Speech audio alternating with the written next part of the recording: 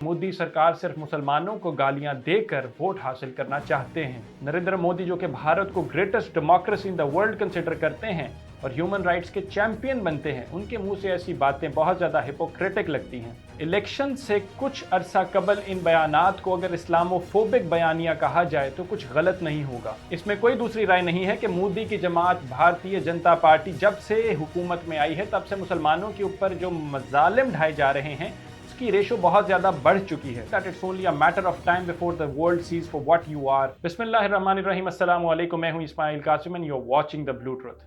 India के वजीर आजम नरेंद्र मोदी इंतखाबी रैली से खिताब करते हुए लोगों से कहते हैं कि अगर अपोजिशन की जमात कांग्रेस जो है वो पावर में आ जाती है तो वो लोगों की दौलत को बहुत से दरअंदाजों और बहुत से बच्चा पैदा करने वालों में बांट देंगे। आखिर ये क्या बात थी? अकल ये बात समझने से कासिर है, लेकिन एक बात की गारंटी है कि मोदी सरकार सिर्फ मुसलमानों को गालियां देकर वोट हासिल करना चाहते हैं। इसका बैकग्राउंड कांग्रेस का मंशूर है कि पूरे मुल्क से लोगों के असासे लेकर अवाम में बराबरी पर तकसीम करेंगे।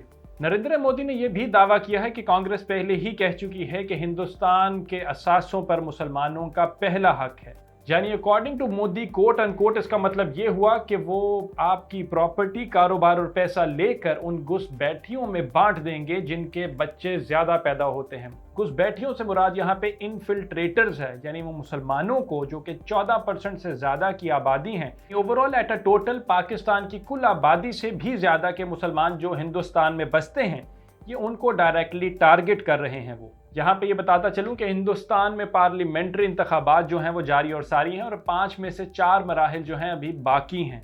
इसका पहला मरहला 19 अप्रैल को हुआ था और तमाम इंतखाबात के नताइज का ऐलान जो है वो 4 जून को किया जाएगा। वजीर आजम नरेंद्र मोदी के इस बयान को, जहाँ पे उन्होंने मुसलमानों को इन्फिल्ट्रेटर्स कहकर मुखातिब किया है, ज़्यादा बच्चे कहने वाला कहकर टॉन्ट किया है, इसके ऊपर अपोजिशन जमातों की जानिब से बहुत ज़्यादा क्रिटिसिज्म देखने को नजर आया है।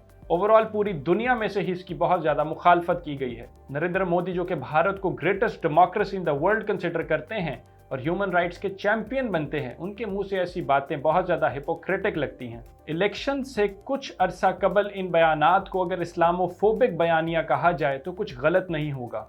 In another very saddening development, India की सरकार ने लव जिहाद का जो फिनोमेना है उसको और ज़्यादा प्रमोट करने की कोशिश की है।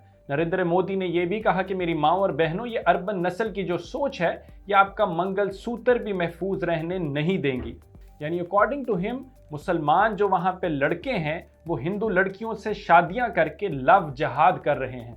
इसमें कोई दूसरी राय नहीं है कि मोदी की जमात भारतीय जनता पार्टी जब से हुकूमत में आई है तब से मुसलमानों के ऊपर जो मजालिम ढाए जा रहे हैं उसकी रेशो बहुत ज़्यादा बढ़ चुकी है। उनकी ज़िंदगी हो, प्रॉपर्टीज़ हो या इबादत गाहें हो, कुछ भी महफूज नहीं रहा है और हर दिन उनके लिए इंडिया में रहना मुश्किल से मुश्किल होता जा रहा है। The founder of genocide watch doctor Gregory Stanton 2022 में पहले से ही वार्निंग दे चुके हैं कि हिंदू जो हैं वो इंडिया के अंदर रवांडा जैसी सूरत हाल पैदा करने की कोशिश कर रहे हैं। वो ये भी ऐड करते हैं कि बीजेपी हुकूमत इंडिया में रवांडा मॉडल पर मुसलमानों की नस्ल कशी कर रही है और इन्हें तीसरे दर्जे के शहरियों के तौर पर जिंदगी गुजारने पर मजबूर किया जा रहा है।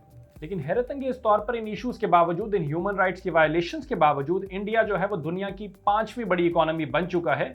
एंड अगर भारतीय जनता पार्टी बीजेपी हुकूमत का तीसरा टेन्योर आता है तो मोदी ये प्रॉमिस कर चुके हैं कि उनके उस टेन्योर के ख़त्म होने से पहले इंडिया जो है वो सिर्फ यूएस और चाइना के पीछे तीसरी बड़ी दुनिया की इकोनॉमी बनकर उभरेगा। और इसके साथ ही इंडिया की जीडीपी में भी लगातार इजाफा हो रहा है। दुनिया की तमाम बड़ी कंपनियां, खास करके मुस्लिम ममालिक भी इंडिया के अंदर लगातार इन्वेस्टमेंट करते जा रहे हैं।